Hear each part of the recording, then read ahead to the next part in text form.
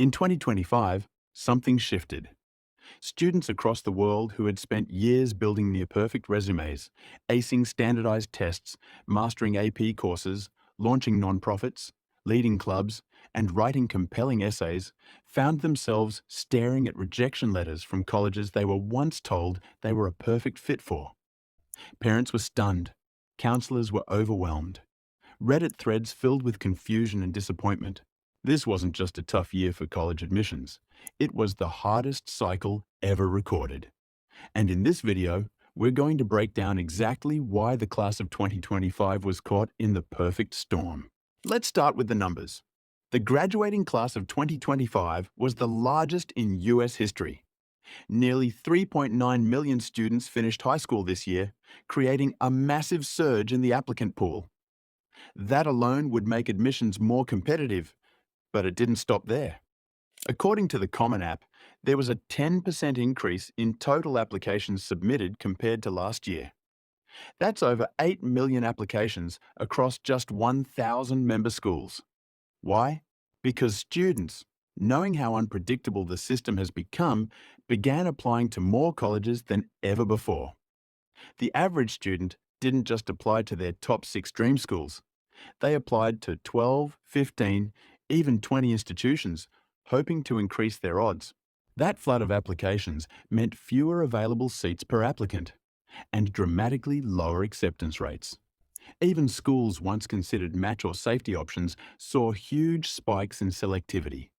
Princeton's acceptance rate dropped to just under 4%.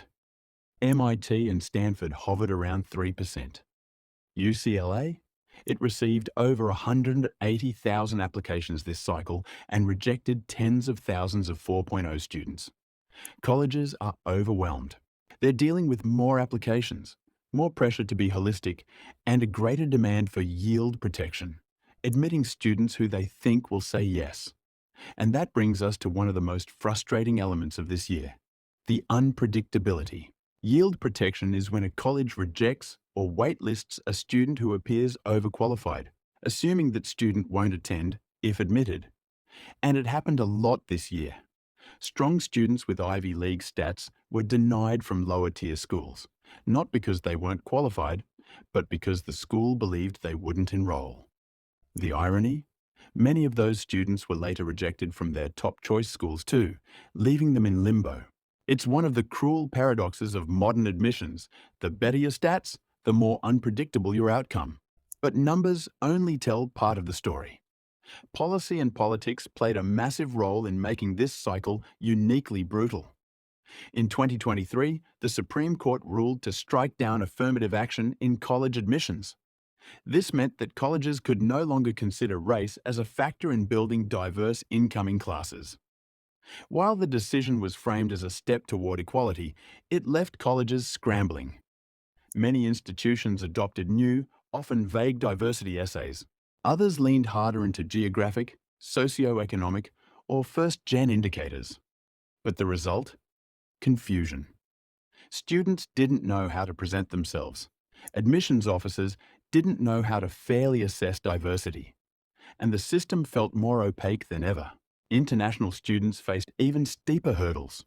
Due to tightening visa restrictions, rising tuition, and increased political scrutiny, US schools began limiting international enrollment in certain programs.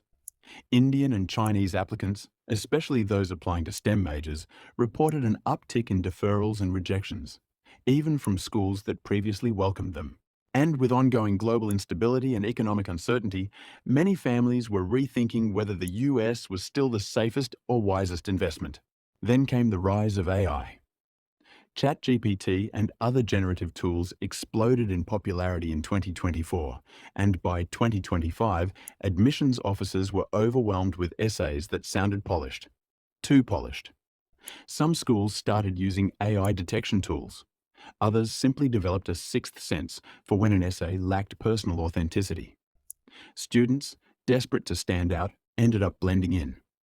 The very tools they thought would give them an edge became red flags. And for students who did write their essays without assistance, they now had to prove that their genuine voice wasn't machine-generated. Parents weren't just anxious, they were exhausted.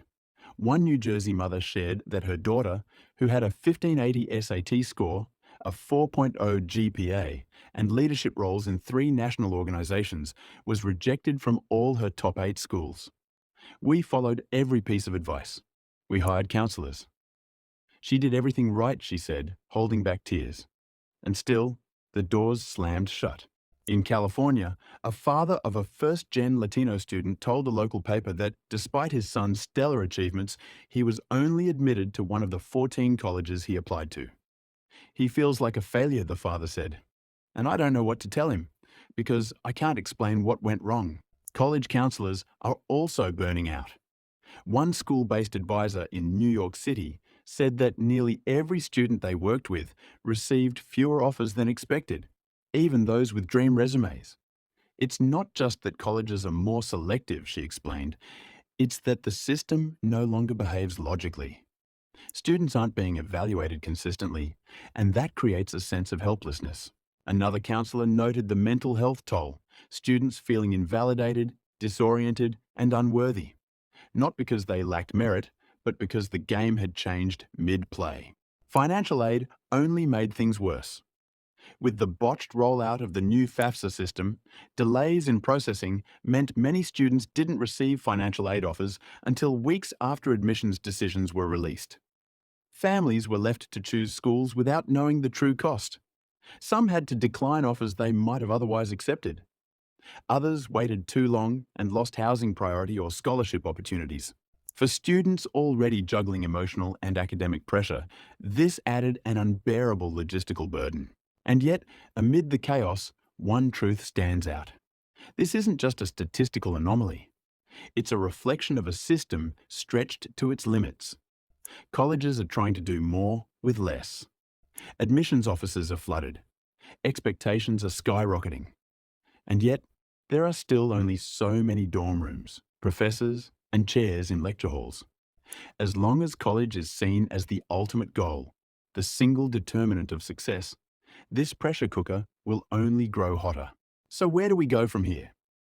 For starters, students need to know that rejection doesn't define them. This cycle wasn't fair, it wasn't predictable, and it certainly wasn't a reflection of worth. More schools are moving toward test-optional, portfolio-based, or even lottery-style admissions to make the process more equitable.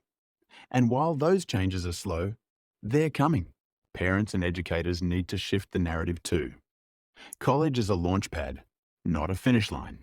There are thousands of institutions where students can thrive, grow, and achieve greatness. The Ivy League isn't the only path to success. And this year proved that even perfect applicants aren't guaranteed a spot. Universities also have work to do. Transparency, clearer communication, and a commitment to mental health must become priorities. If they continue to operate behind closed doors, leaning into mystique instead of equity, they risk losing the trust of the very people they aim to serve.